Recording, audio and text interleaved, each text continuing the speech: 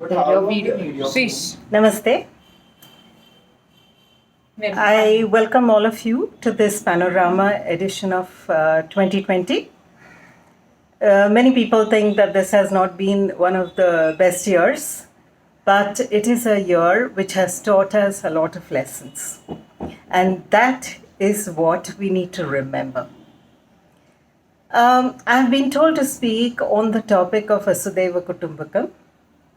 It's a very simple and unique concept, very much evident in the complete Hindu philosophy.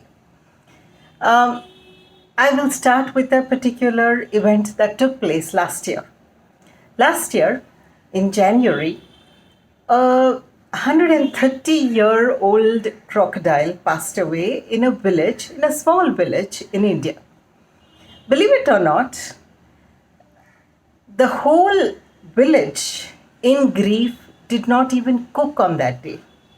Not just that, they also performed the last rites of this reptile very, very lovingly. It is said that this reptile used to live in the pond in the village, and even if any other villager came and had a bath in the pond, this reptile never used to harm anybody. This bonding between human beings and animal life and nature is exactly what Vasudhaiva Kutumbakam is all about. The whole world is one. There is no other. Why? Because we all come from the same source and we go back to the same source, and that source is Brahman, the ultimate entity. If one wants to understand this oneness, first thing is one has to accept that every being has a soul. Not just humans, not just animals, not just the trees. It is the entire universe, the whole creation, which has a soul and its own destiny too. Once one accepts this, one would realize that nature is not there for the benefit of humankind only. On the contrary, nature can exist without human beings, independent of mankind, obviously. Man, in his arrogance, thinks that he is the supreme creature born to lord over the world and control the fate of others. But actually, he is just a speck of dust on the wheel of creation. He is neither the creator of anything, nor is he the executor of anything. If he were the executor of anything, then why is it that he has not been able to control COVID-19 once it was released to the world? This shows how insignificant man and his powers are. We are just the nimitta, or the medium for kala or time to place its act at its chosen time. We had a very famous philosopher in India called Ramana Maharishi, and he once said that it is the higher power which does everything, and man is only a tool. If he accepts that position, he is free from troubles. Otherwise, he courts troubles. Once I had asked my Guruji how ego could be controlled. He had the simplest of replies. He said, either you think that you are the speck of dust in this entire universe, or you think that you are the universe. If you think that you are the former, that is, that you are just a speck of dust, then you lose your boastful arrogance that the world moves because of you. And if you think that you are the latter, that is, that everybody is part of you and you are the true universe, then you would realize that everybody is just what you are. So then there is nobody who's great and greater than you or lower than you. Everyone is an equal. Again, to quote Ramana Maharishi, once somebody had asked him, "How do we treat others?" And he replied, "There are no others." Now, once we realize the deep truth behind this, understanding the philosophy of Vasudhaiva Kutumbakam becomes very easy. When there are no others, then the whole world is one family.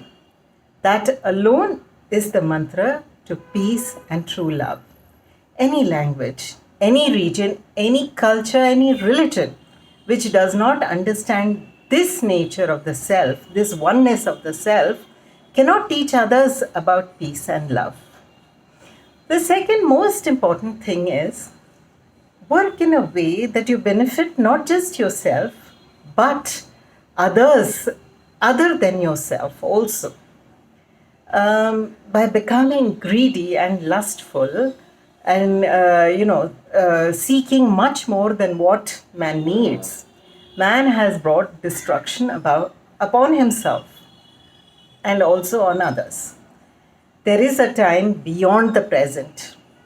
Your own future generations will live in that time.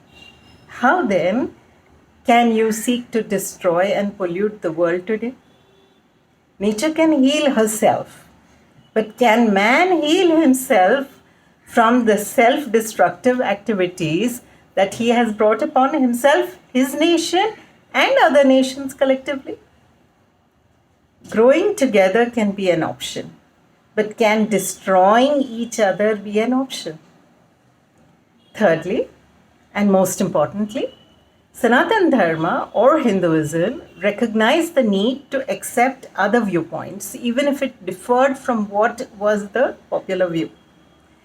If one truly wants an era of peace, one has to learn not to be tolerant, but to be accepting of others, even if they differ from you.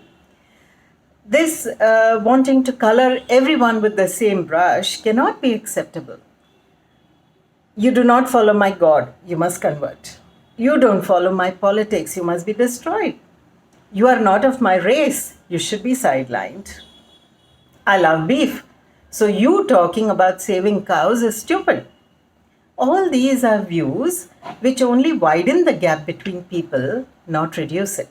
So learn to be accepting. And finally, all life forms need to be preserved, not just human life. Hindus worship trees, rivers, seas, mountains, animals, everything, stones, everything. What is worship? Worship is just another form of encouraging to respect every life form and preserve it. The world needs to learn this. Killing animals cannot be a measure of strength or a fashion statement. Polluting rivers cannot be a measure of progress. And denuding land cannot be acceptable. Respect nature, because what you do to nature comes back to you and twice as much. Live life responsibly, love everyone equally. That is the only mantra to peace and happiness. Namaste.